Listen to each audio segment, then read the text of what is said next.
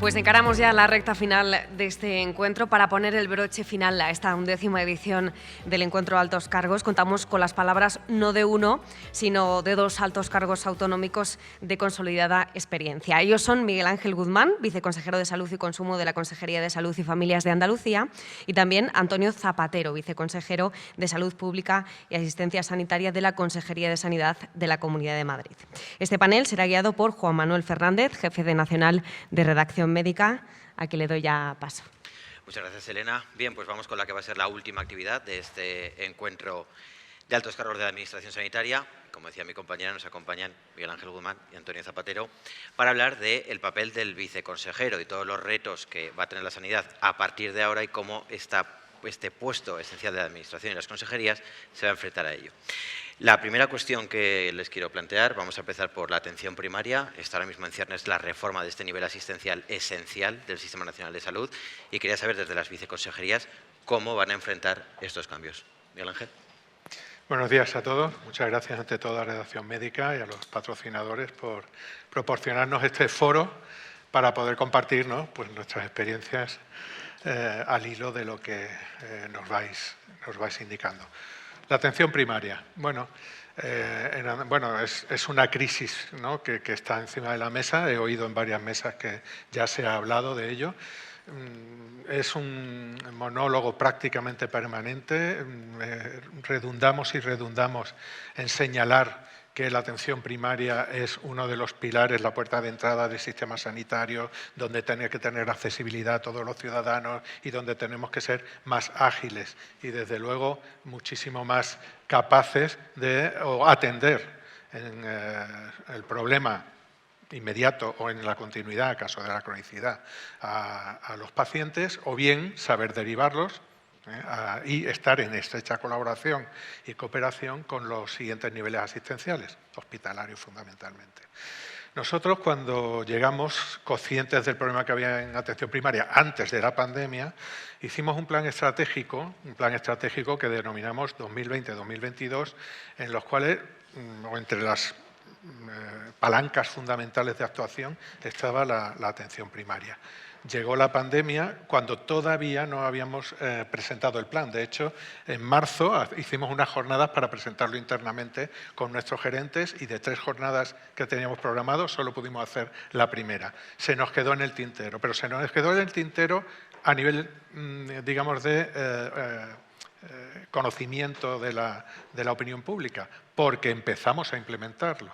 Nosotros empezamos con las consultas telefónicas que además lo tenemos soportado por los informes jurídicos, porque tenemos que ver el tema de protección de datos, etcétera, etcétera, con unos protocolos de cómo te tienes que dirigir al paciente, etcétera, etcétera. Pues empezamos cuando tuvimos que limitar el acceso de los ciudadanos a los centros sanitarios, pues lo primero, ya teníamos esta herramienta desarrollada y estudiada.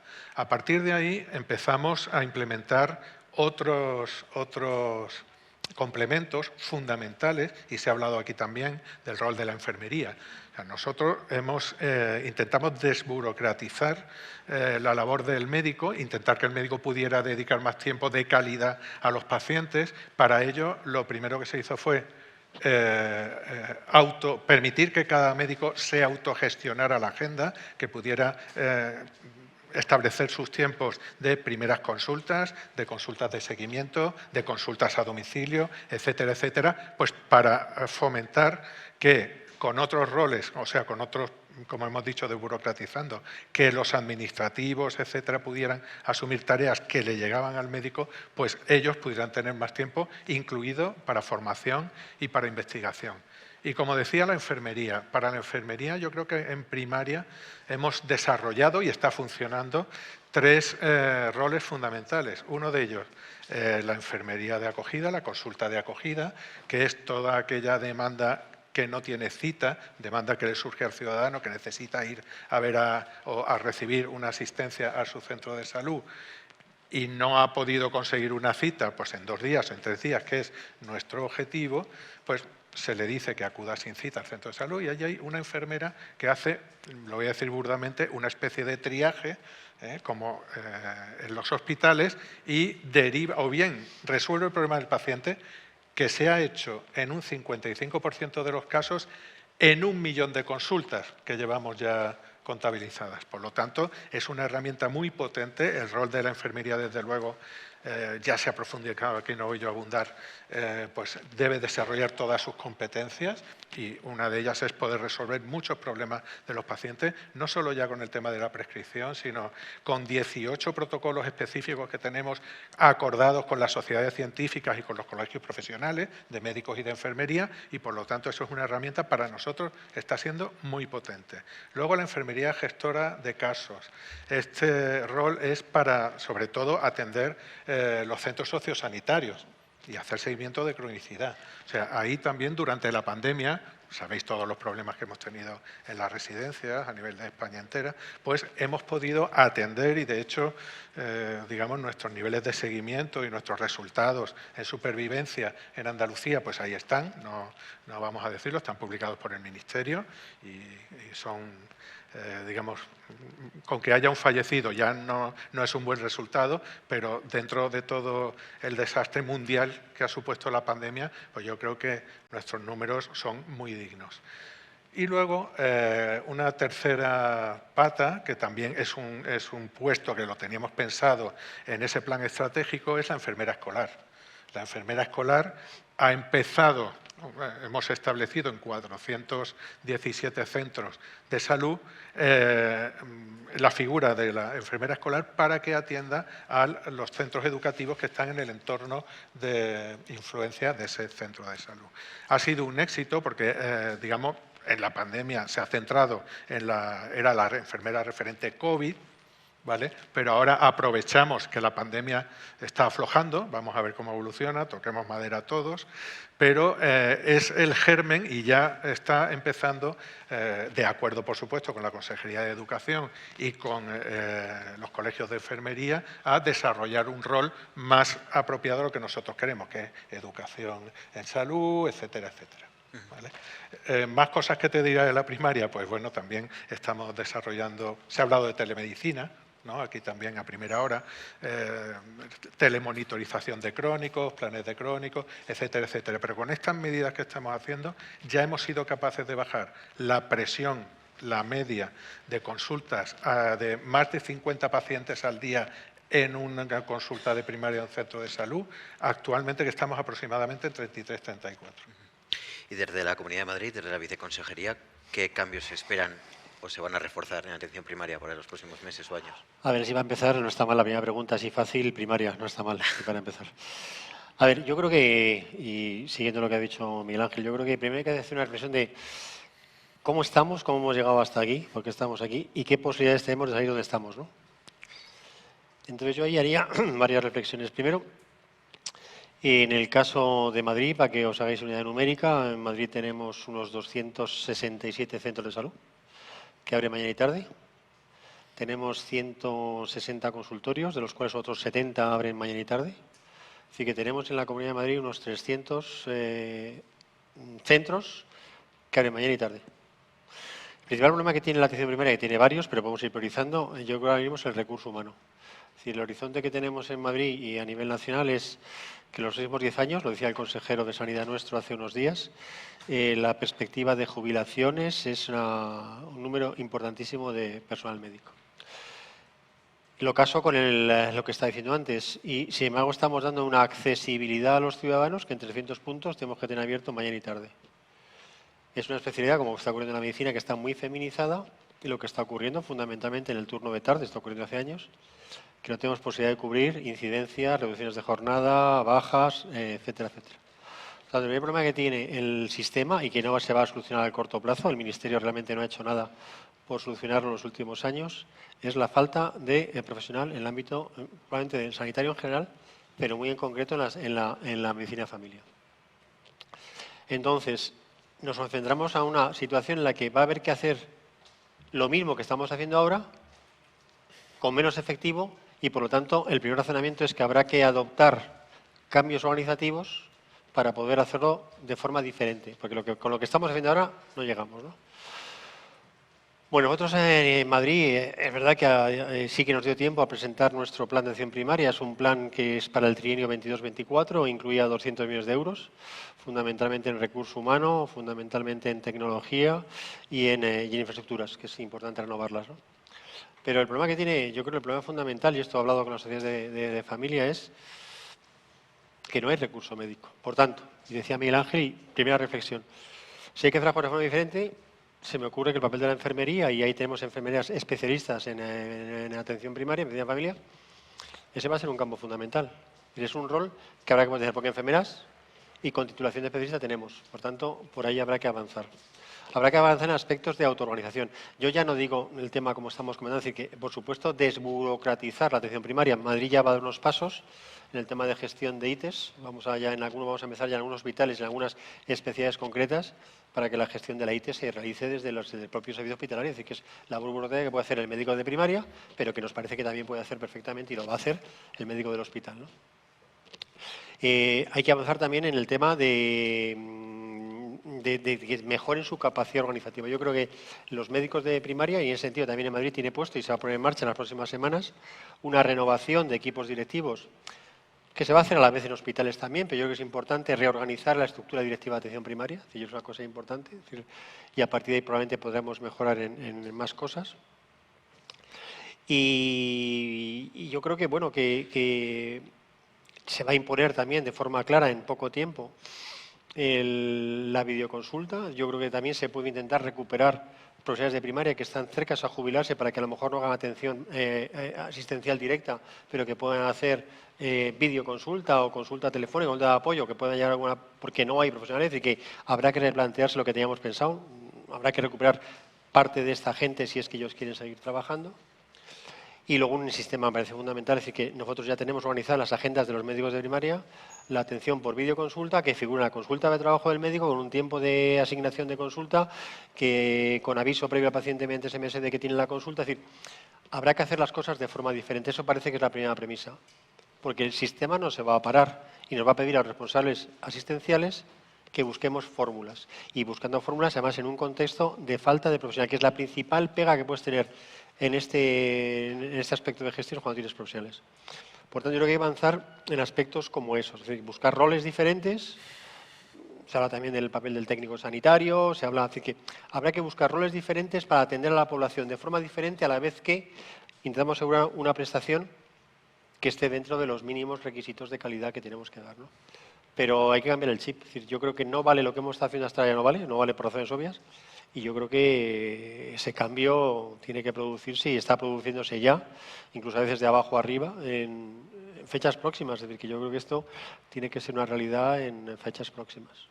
Recogiendo una idea común de ambos, a la vez del papel de la enfermería, convive la idea de la falta del profesional médico, la necesidad de poder la enfermera, tanto Andalucía como Madrid son un ejemplo, por ejemplo, con la enfermera escolar, muy escasa en otras regiones. Pero en los últimos días hemos conocido las primeras guías de prescripción enfermera, que han sido recurridas por los colegios médicos. Me gustaría conocer, por un lado, vuestra opinión sobre esos recursos en las guías de prescripción enfermera, en un momento en el que estamos hablando de que quizá hay que usar más la enfermería, y luego también que me orientaréis sobre qué significa la enfermera actualmente en el SNS. ¿Está infrautilizada? ¿Está mal orientada? A ver, viene un autor de la Harvard Medical School, se llama Christensen, que este señor plantea, tiene varios artículos y libros escritos en relación con la innovación disruptiva. Y llega a decir una cosa que me parece muy sencilla, es que probablemente en aspectos de innovación, de hacer las cosas de forma diferente, vamos a alcanzar esa innovación disruptiva cuando todos los profesionales sanitarios, todos los que intervienen en la actividad sanitaria, alcancen su mayor nivel de competencia. Yo creo que o intentamos todos ceder analizando cómo estamos para que cada uno saque más partido de lo que tenemos, o si no, si nos mantenemos siempre en compartimentos estancos, de que si el médico está aquí, de que si la enfermera está aquí, así vamos a avanzar poco. Y si miramos al entorno europeo, yo creo que hay mecanismos organizativos de flexibilidad que redundan en favor del paciente. Es decir, que yo creo que la prescripción enfermera es un avance, es verdad que se basa bajo protocolos que están trabajados con las sociedades, con los profesionales médicos, pero yo creo que es un avance que la enfermera puede prescribir, lo que hace referencia a patologías como diabetes, hipertensión, heridas, quemaduras. Eso son cosas que tienen que irse avanzando, no me cabe ninguna duda, ¿no? Insisto, si fuéramos capaces, sentándonos todos y cada uno olvidase un poquito de cuál es tu parcela a defender, y fuéramos hábiles para desarrollar las competencias que todas las profesiones sanitarias tienen para hacer, enfermeras, farmacias, estoy pensando en más intervinientes en el sistema que tenemos por desarrollar, probablemente se produciría una innovación que además sería muy motivadora para los propios profesionales sanitarios. Es decir, que permitir que se puedan hacer más cosas, sobre todo que estamos en un problema que yo creo que es el más acuciante del sistema, y es la falta de profesionales. Miguel Ángel. Bueno, yo creo que es evidente que desde que adoptamos en España el modelo Bolonia de formación y la formación universitaria de los enfermeros, de las enfermeras, es 4 años, un año más, con un currículum diferente, formativo, con una componente importante de prácticas y no digamos luego la especialización que tienen 2 años más de especialización y tal, se ha mencionado aquí también, son 6 años de formación.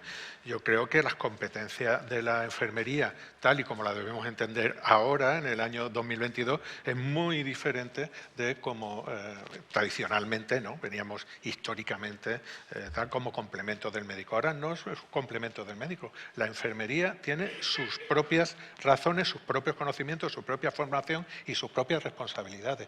Por lo tanto, el equipo siempre será complementario en todos los profesionales que lo forman, pero cada uno de ellos tiene sus competencias. La prescripción ya se lleva practicando en Andalucía una serie de años. Siempre hay pues estas polémicas, ¿no?, de que hasta dónde puede llegar un profesional, hasta dónde puede llegar otro. Bien, eso se soluciona en las mesas de las sociedades científicas y de los colegios profesionales. Yo creo que no es un debate que tengamos que llevar a la opinión pública, puesto que es un debate muy técnico y no es reduccionista. O sea, no es yo soy el único que prescribo, los demás no, sino, oye, cada uno que desarrolle sus competencias, como muy bien ha dicho Antonio, ¿no? O sea, que para mí esto es un debate que hay que sacar de la opinión pública, que tenemos que seguir haciéndolo, pero a nivel técnico y que, por supuesto, no a nivel de exclusión, excluyente, ¿no?, sino al revés, complementario. Si no desarrollamos la profesión enfermera en todas sus capacidades, no habrá solución para la atención primaria y, por supuesto, para un sistema sanitario público. Como dice Miguel Ángel, es que hay frases míticas de estas que son horribles en la gestión, ¿no? Cuando vas a plantear algún tipo de innovación o de hacer las cosas de forma diferente, la típica frase que te dice que, uy, si esto lo llevamos haciendo aquí ya toda la vida. Y lo otro, no, estamos demasiado liados aquí para pensar en ningún cambio. Son frases míticas con las cuales hay que pelearse. Pero yo creo que, insisto, nos lo demanda la situación actual. Hay que hacer las cosas desde el punto de vista organizativo de forma diferente. Es decir, que, por ejemplo, en Madrid también estamos trabajando en que amplíe la capacidad resolutiva de médico de atención primaria, es decir, acceso a mayor cartera de servicio de pruebas. Es decir, que es que no tiene sentido que remitamos a un paciente al hospital para que se haga una resonancia lumbosacra porque tiene una ciatalgia. Es decir, que hay que avanzar en capacidad resolutiva. Yo creo que tenemos margen. En el recurso humano, lo que tenemos, por tanto, y coincido en lo que se ha dicho, aquí parece que va a ser un papel fundamental la enfermería especialista en atención primaria, pero además es que en Europa, en muchos países, tú te pones malo y la primera persona que te atiende en el sistema es una enfermera y no pasa nada. Y se hace la cosa perfectamente bien. Y por tanto, vayamos a pensar en roles y en competencias de cada profesión sanitaria. Y lo otro, dentro de lo que tenemos, yo creo que amerita de forma importante que los propios médicos de familia quieran ser partícipes del cambio. No se puede hacer nada si ellos no quieren. Yo creo que muchos, me consta, quieren cambiar. Tienen que asumir más responsabilidad organizativa y tienen que hacer las formas de cosa diferente también desde dentro, yo creo, ¿no? Y luego nosotros como administración ayudar fundamentalmente de forma con tecnología para videoconsulta, con presupuesto para recurso humano y modificando infraestructuras que en algunos casos pues sí son francamente mejorables, ¿no? Bueno, no, independientemente de lo que hemos hablado de la enfermería, abundar solamente, ya lo habéis preguntado en la mesa anterior y se ha desarrollado, que claro, es que también nos enfrentamos a una situación de que no hay profesionales médicos. Es que realmente tenemos que gestionar los recursos de los que disponemos. Hay mucha demagogia también aquí. ¿Vale? Aquí todos tenemos que reconocer y ponernos la mano en el pecho que es un problema que no hemos sabido afrontar en la última década como mínimo, sino en las últimas 2 décadas. ¿Vale? Por lo tanto, aquí ahora no vamos a buscar culpables, vamos a buscar soluciones. ¿Cuáles son las soluciones? También se ha dicho, nunca a corto plazo. Es imposible. Formar un médico son como mínimo 10, 11 años. Eso sí, todo va bien. Si es un médico brillante, un estudiante brillante, no pierde ningún año, tal, 10, 11 años para formarlo. Y sabemos que las jubilaciones, los que somos baby boomers, ¿no? Somos de los años de la máxima natalidad en España, los años 62, 63, tal. Digamos que, bueno, nos tenemos que jubilar algún día si la sociedad nos lo permite, ¿no? Y tenemos derecho a ello. Por lo tanto, independientemente de que en Andalucía, sé que en otros sitios, se ha posibilitado a los profesionales que así lo deseen y de forma voluntaria seguir trabajando hasta los 70 años, ha dicho muy bien Antonio, hay muchos puestos de trabajo. No tienes que estar con 67 años haciendo guardia en urgencia. ¿Vale? Hay otros roles que pueden asumir como médicos y que solo puede hacer un médico y que lo pueden hacer compañeros que quieran prolongar su vida profesional por motivos vocacionales o por cualquier otro tipo de motivos, ¿no? Así que no se trata, o sea, y estamos haciendo bien en hablar mucho de la enfermería, pero también tenemos que, digamos, ser muy conscientes de que tenemos que cambiar también ese paradigma de formación de los médicos y hasta dónde podemos llegar como sociedad. Sobre ese tema, que también se ha hablado en este encuentro, pero ya que incidís en él y además que es un tema relevante, en los últimos tiempos hemos conocido algunas soluciones todavía no realizadas, como por ejemplo comunidades que piden más competencias en la formación sanitaria especializada, otras que piden pues, coger la competencia de la homologación de títulos. ¿Creéis en ese tipo de soluciones que descentralizan un poco la gestión de las plantillas de recursos humanos? No. ¿O hay confianza en una creo, capacidad Si ministerial? me estás preguntando sutilmente por el MIR catalán, mi respuesta es: yo he hecho el MIR. El MIR para mí es una cosa sagrada y es un examen que tiene a nivel nacional. No creo en que si empezamos a pasar aspectos como que me parece sagrado, la formación médica, que puede haber un examen MIR catalán, mi respuesta es rotundamente no. No. Sí, yo eso no me lo creo. Yo creo que hay aspectos de mejora en el sistema de formación sanitaria. Yo creo que el MIR, yo pasé por esa caudina hace ya muchísimos años y me parece que es una cosa que está muy bien y que hace que probablemente a nivel sanitario en España esté en parte por la formación médica que tenemos en el posgrado, ¿no? Pero es un tema que hay que tener mucho cuidado. Y luego hay que tener mucho cuidado también cuando uno ve ofertas, que resulta, y uno también ha visto ofertas en alguna comunidad autónoma, sale el tema de que le van a pagar no sé cuántos miles de euros más al residente de familia, que luego más fracasan, te quiero decir, se han quedado sin cubrir. Es decir, en Madrid hemos cubierto las 220 plazas que hemos sacado de médico de familia en esta última convocatoria. Pero yo creo que es que no debemos olvidar que somos un país, un Estado, así que nos tenemos que dar unas normas y para eso está el Consejo Interterritorial de Salud y para eso está el Ministerio de Sanidad, para que cumpla las funciones que tiene asignadas. Es decir, que si el Ministerio de Sanidad no cumple con lo que tiene asignado, mal vamos. Es decir, que un tema que ya es difícil, como lo fragmentemos, lo separemos, la vamos a liar todavía más. Por tanto, yo creo que aspecto que para mí parece, y he usado la palabra sagrada, pero me parece, si quieres, de tremenda importancia para el sistema sanitario, como es la formación del MIR, pues no puede plantearse, yo creo, no debe plantearse una segregación o que una comunidad convoque plazas por su cuenta de riesgo. No deben plantearse, es decir, evidentemente cada comunidad tiene la capacidad para retribuir a los profesionales en la forma que le parezca pertinente, pero establecer que los residentes, por ejemplo, como hemos visto esta última convocatoria, en alguna comunidad se implementen en varios miles de euros el sueldo anual, pues no sé, eso tiene mucho sentido. Es decir, que yo creo que tenemos un problema a nivel de país, tenemos un problema importante con el número de médicos. Como decía Miguel Ángel, no se ha hecho nada en los últimos años. El disponer de un especialista te lleva un periodo mínimo de 11 años. Esto no va a ser fácil. Por tanto, ahora tenemos un problema inmediato sobre el cual habría que ir trabajando, como hemos dicho en la primera parte de la charla, y luego tenemos un problema a medio plazo que me parece importantísimo y es replantearse un poco la formación médica con el MIR. Bueno, yo creo que el MIR es un sistema mundialmente reconocido. Mundialmente, nos miran con envidia de todos los países, de nuestro entorno y de no nuestro entorno. Muchos profesionales, muchos médicos formados en otros países quieren venir a hacer el MIR en España, quieren especializarse aquí.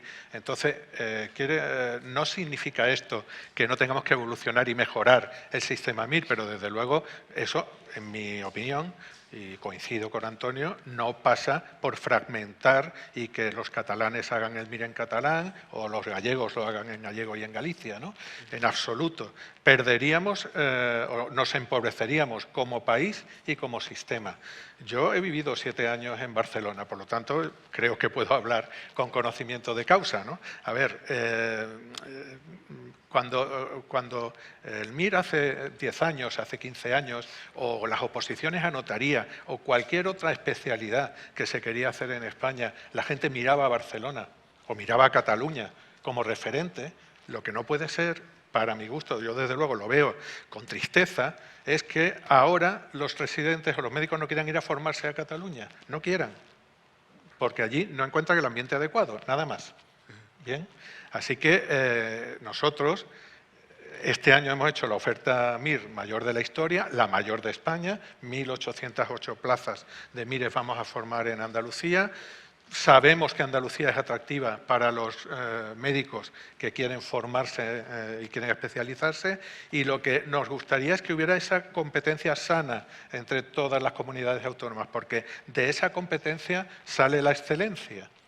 Si nos, digamos que es como si en Andalucía dijéramos que los de la Facultad de Medicina de Málaga que hagan en los hospitales de Málaga.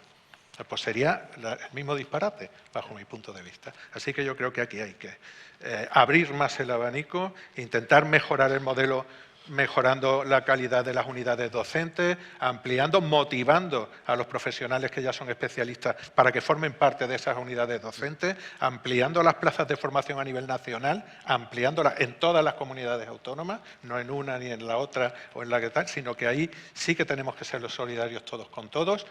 También he oído aquí de decir, bueno, es que quien haga el MIR en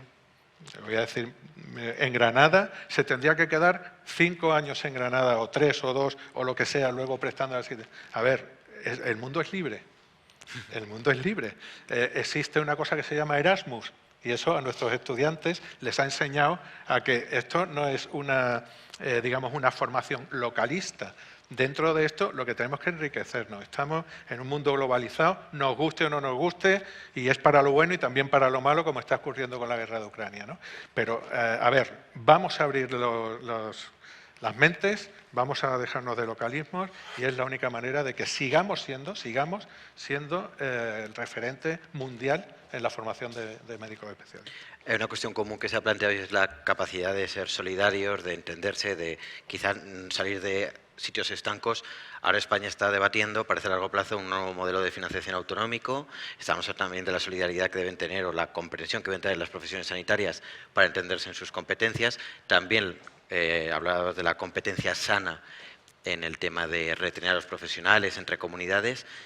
¿Confiáis en que todas esas barreras que hay que vencer para tener una idea sanitaria de Estado y equilibrada se logre desde o cuando se sale de la gestión de consejería y se vuelve quizá pues a defender cada uno sus posiciones autonómicas, profesionales? ¿Confiáis en que se puede hacer una gestión más solidaria para reforzar el SMS? A ver, el modelo de financiación has puesto el dedo en la llaga y además lo sé. En días está a ver, Andalucía, yo hablaré por Andalucía, estamos infrafinanciados en 1.200 millones de euros cada año, bueno, cada mes, ¿vale?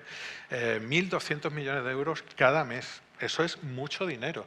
Eso hace que, por ejemplo, lo ha nombrado Antonio, está bien que cada comunidad autónoma pueda tener una independencia o digamos, un recorrido diferente para poder mejorar los salarios de sus profesionales, pero claro, si tu comunidad está infrafinanciada, lo que tenemos es una inequidad flagrante. En Andalucía, al día, recibimos prácticamente 4 millones menos de euros que nos corresponden, si hacemos las cuentas con las cifras que he dicho. Eso es, para financiar servicios públicos, eso es un déficit enorme. No solo sanidad, educación, obras públicas, cualquier cosa, ¿vale? Así que lo primero, un modelo de financiación que lo tendrán que discutir a quien le corresponda, pero que sea equitativo para toda España, para todos los españoles. No es de recibo que un madrileño reciba más o menos dinero, ya que estamos nosotros aquí por no confrontar con otro, que un andaluz o que, no sé, que cualquier otro. Y por lo tanto, a partir de ahí,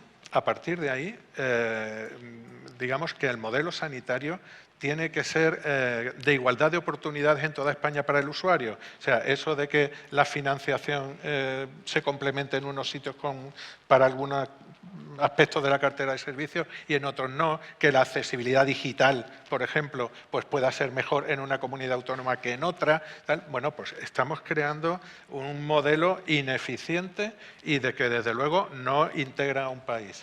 Somos un ejemplo a nivel mundial, no solo en formación, sino en en accesibilidad y en cartera de servicios públicos para nuestros ciudadanos, y si seguimos así, esto en pocos años, pues digamos, dicen, no, es que el Partido Popular cuando entra en Madrid o entra en Andalucía va a cargarse la sanidad pública. Pues no, todo lo contrario. Se van a cargar la sanidad pública los que están todo el día cuestionando aspectos de mejora o aspectos complementarios, como ahora esa ley que van a sacar, que te ata las manos para poder apoyarte en el sector privado, pues sobre todo para temas de accesibilidad, ¿vale? Pues el sistema sanitario público nos lo cargaremos entre todos por cuestionarlo permanentemente cuando solo hay que salir de las fronteras de España para ver lo afortunados que somos. Bueno, yo, diciendo y retomando lo que ha dicho Miguel Ángel, comparto. Creo que aquí hay una labor fundamental y es que el Ministerio de Sanidad tiene que ejercer sus competencias. Es decir, que yo creo que hay dejación de función. El Ministerio, que no se lo consideró suficientemente importante en su momento, ya sé lo que pasó después, y yo creo que para eso está el Ministerio de Sanidad. Es decir, que el Ministerio de Sanidad está para cohesionar. Ahora mismo tenemos todos los miércoles nuestra reunión del Consejo Interterritorial, que es un poquito... Bueno, yo creo que se podía aprovechar ese foro para hablar de cosas que tengan más interés, ¿no? Y este tema que estamos planteando es del máximo interés. Y yo creo que lo que tiene que hacer el Ministerio es asumir el mando y plantear esta cuestión para que tengamos un sistema sanitario público, universal, con una cartera de servicios homogénea, con una institución que ayuda de recursos y que sea igualitario para todos los ciudadanos, que se tengan en cuenta los diferentes aspectos geográficos, poblacionales, epidemiológicos, de edad, lo que haga falta. Pero esa es la labor que tiene que hacer un Ministerio de Sanidad, ¿no? Digo yo. Bueno, de hecho, ya que comentas en lo interterritorial, siempre se había demandado antes del COVID que se reuniera con más frecuencia. Yo recuerdo cuando se veían los puntos del día, que eran como 35 puntos del día cada una vez al año. Ahora mismo, como aprovechando precisamente estas citas semanales, telemáticas además, ¿cómo creéis que se debería aprovechar ese interterritorial para ser más vertebrador? Bueno, yo creo que tanto Antonio como yo tenemos mucho que hablar del Consejo Interterritorial, ¿no? A ver, durante la pandemia, desde luego, fue un momento en que todo el mundo se solidarizó, eso hay que reconocerlo. Yo creo que trabajamos hombro a hombro, todos a una. Tengo que decir que el ministro Illa pues, tuvo una labor de coordinación y de digamos, de tener buen ambiente entre todos para que pudiéramos sobrepasar ese momento tan malo que tuvimos. Y luego, poco a poco, se ha ido politizando.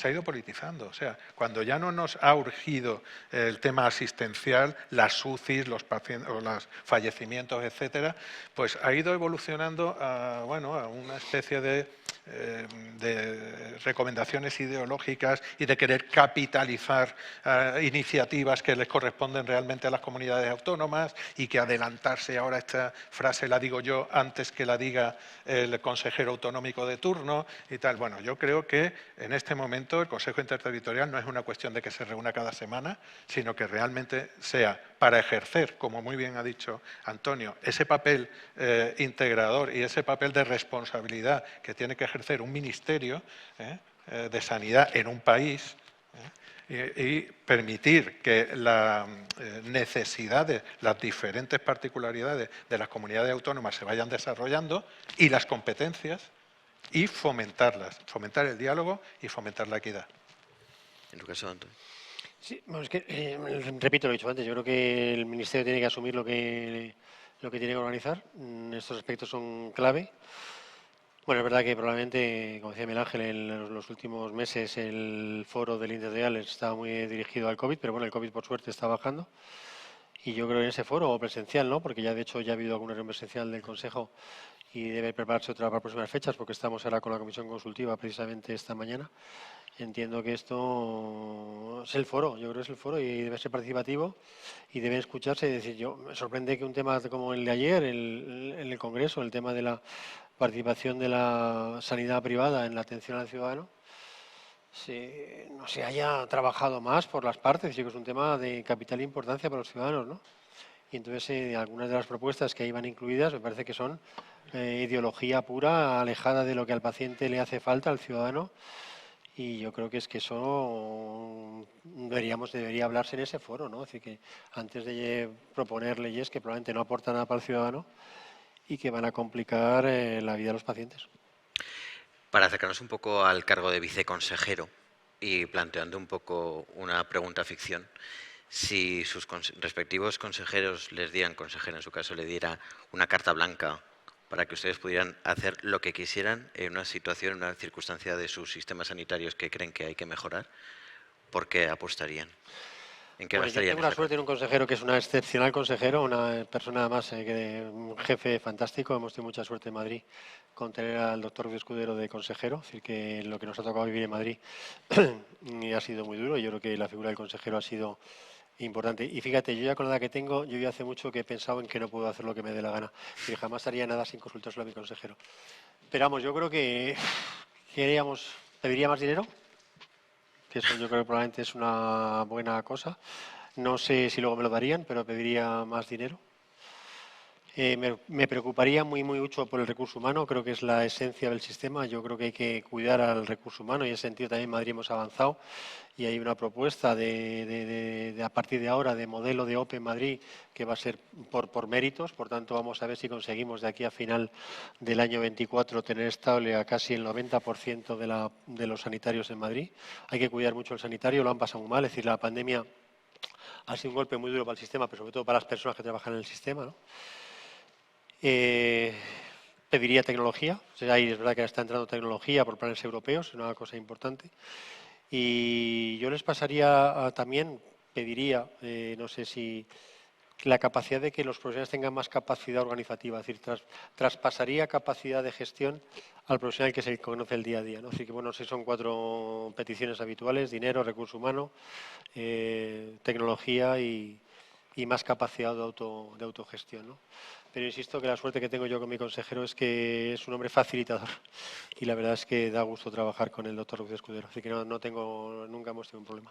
¿Y en el caso de la sanidad andaluza? Bueno, en la sanidad andaluza yo tengo la suerte de que mi actual consejera, Catalina García, es la anterior viceconsejera y yo era el anterior gerente del Servicio Andaluz de Salud. Por lo tanto, la verdad es que hemos tenido este paso del desierto de la pandemia, hemos trabajado mucho juntos, nos entendemos muy bien y no voy a decir que pensamos lo mismo porque no es verdad, somos personas diferentes, tenemos también nuestros criterios, nuestras opiniones, pero en lo esencial estamos de acuerdo en qué hay que hacer en sanidad. Tema de la financiación. Hombre, pedir más financiación es obvio, ¿no? Todos necesitamos más recursos, especialmente en Andalucía, que somos la comunidad autónoma que menos euros puede invertir en sanidad por habitante y año. ¿Por qué? Lo he dicho antes, porque estamos infrafinanciados. Si estuviéramos mejor financiados desde el Gobierno central, pues nosotros podríamos acercarnos a ese gasto por habitante, que no es gasto, que es siempre inversión en salud, para poder mejorar nuestro sistema de prestación sanitaria. Aún así, hemos llegado a un acuerdo, en toda la mesa sectorial, han firmado todos los sindicatos, de mejoras importantes salariales para los profesionales. Los profesionales hasta el año 2018 y en los últimos 8 anteriores habían perdido un 4,4% de poder adquisitivo. ¿Vale? Que cobraba 100 euros, cobraba 95,4 o 95,6. ¿Vale? Habían perdido 4,4% de poder adquisitivo. Del 2019 hasta ahora han ganado un 14%. O sea, hemos hecho un esfuerzo, y eso tengo que decir que el presidente Juanma Moreno, todo el Consejo de Gobierno, ha visto esa necesidad de recuperar las condiciones no solo salariales, sino también otras condiciones de trabajo, de temas de guardias, organizativos, prevención de riesgos laborales, formación, etcétera, que hemos desarrollado en estos 3 últimos años en Andalucía, y todos han visto que esta prioridad era muy importante. Hemos estabilizado a 2 de cada 3 profesionales de todos los sanitarios andaluces. Sabéis que tenemos ahora unos 130.000 profesionales en toda Andalucía. Partíamos el año 18, principios del 19, de 100.000 profesionales. Pues bien, de esos 100.000, 67.000 han sido estabilizados. Bien, por exámenes OPE, convocatoria de plazas públicas, o por interinidades. Nuestro objetivo, obviamente la ley nos obliga, final del 24, tener no más de un 8% de interinidad, digamos, no puestos fijos, ¿no? O no puestos estables. Poco más. Yo creo que cambiando el paradigma, lo que tendríamos es que dejar de pensar que la sanidad tiene que girar solo en torno al paciente, que es lo que siempre dice todo el mundo, y centrarnos en las personas. Y cuando hablamos de personas, hablamos de profesionales, porque si el profesional no está contento, motivado, tiene sentimientos de pertenencia, etcétera, a la sanidad pública, difícilmente trataremos bien a los pacientes. Por lo tanto, centrémonos en las personas, en los profesionales, en los pacientes, y dentro de los pacientes, no solo en ellos, sino también en su entorno. Muchas veces no trabajamos también lo importantísimo que es el entorno familiar o el entorno relacional, social de los pacientes, ¿no? O sea que aquí tenemos que trabajar en muchos temas conceptuales para que al final realmente llegue la sanidad pública siga progresando. Bueno, me indican que quedan 5 minutos de esta última mesa de este encuentro. Creo que es un buen momento para abrir turno de preguntas entre los asistentes que están hoy aquí. No sé si alguien quería hacer alguna pregunta. Si no, puedo continuar yo, ¿eh? Sí.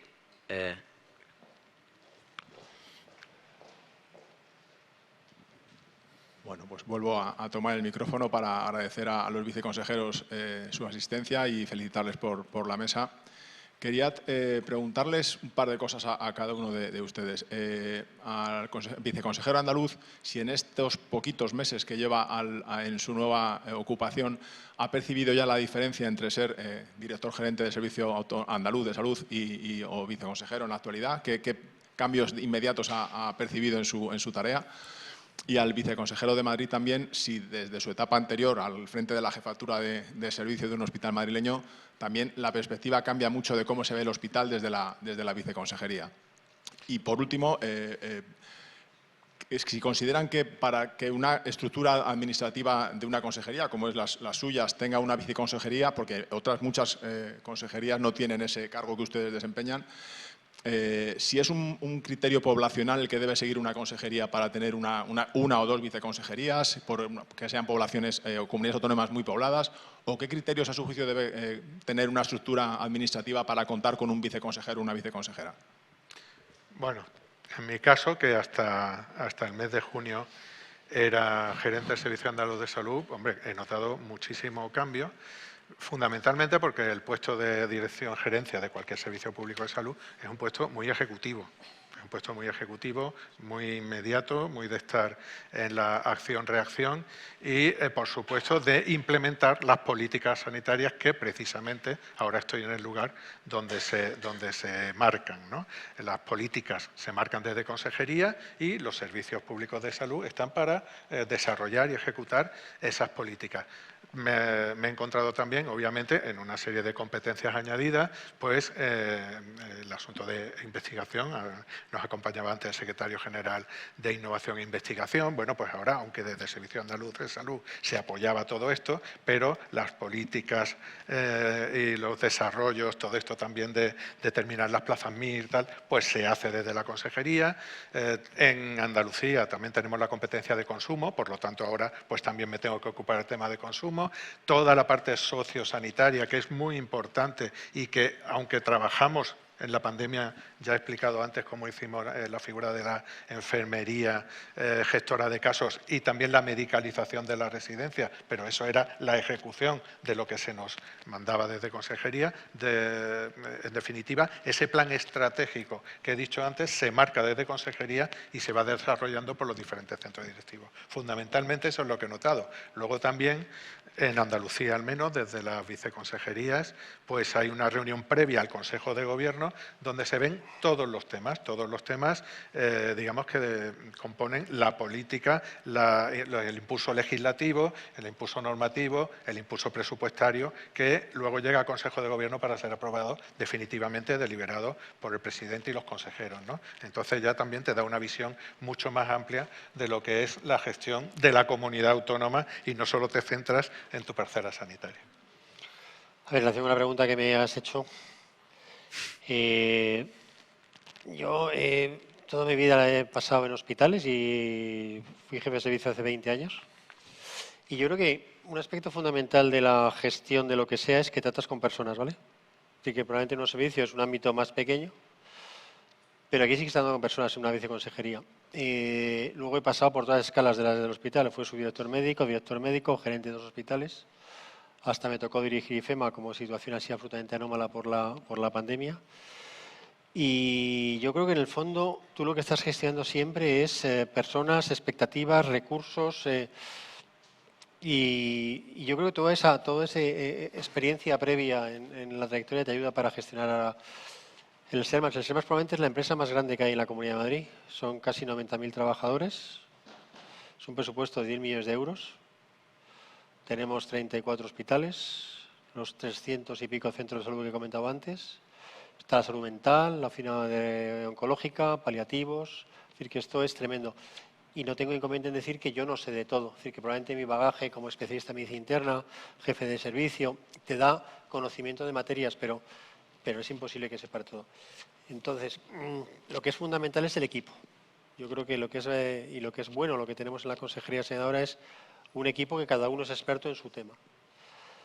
Con semejante volumen de una Consejería de Sanidad, en este caso la de Madrid o en la de Andalucía será exactamente igual, la figura del viceconsejero fundamentalmente lo que hace es, en el caso mío, asistencia sanitaria y salud pública. La salud pública, ni que decir, tiene la importancia que ha tenido con la pandemia, ¿no? Y que va a seguir teniendo.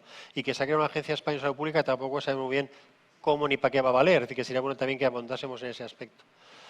Pero a mí me hace falta tener a alguien que sepa de contratos, que sepa de infraestructuras, que sepa de económico, que sepa de recurso humano. Es decir, que esto es muy complejo. Por tanto, la labor que haces realmente, la que haces es intentar dirigir, en este caso, toda esa parte asistencial, y lo cual te hace falta, pues, un gerente de hospitales como el que tengo, el doctor Carlos, es decir, que gente que te ayude en aspectos concretos, porque si no, entonces, ¿tiene sentido que sea un rango superior por encima de servicios generales? Yo creo que organizativamente sí.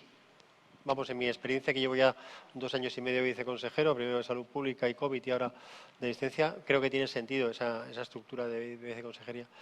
Pero también hay que reconocer que es fundamental el equipo y fundamental el jefe. En este caso, reitero mi agradecimiento al doctor Luis Escudero, pero es fundamental el equipo, porque es que hoy hemos tenido 3 reuniones también aquí y todas son para hablar de temas que afectan a mucha gente, ¿no? Incluso los jurídicos, el secretario general tiene que opinar de aspectos. Así que es un trabajo complejo, un trabajo bonito, pero que yo creo que esa estructura que puede parecer a lo mejor grande, creo que con el volumen de actividades, cosas que se hacen y se deciden, ten en cuenta que parte de mi trabajo de ellos es la firma. Yo puedo firmar todos los días entre facturas, convenios y contratos unos 100 diarios. Es decir, realmente es una gran agencia de contratación. Y eso yo soy internista, no me hace falta gente que me ayude, ¿no? Bien, pues si no hay ninguna pregunta más, vamos a dar por concluida esta mesa. Muchas gracias a Antonio Zapatero y Miguel Ángel Guzmán por su presencia.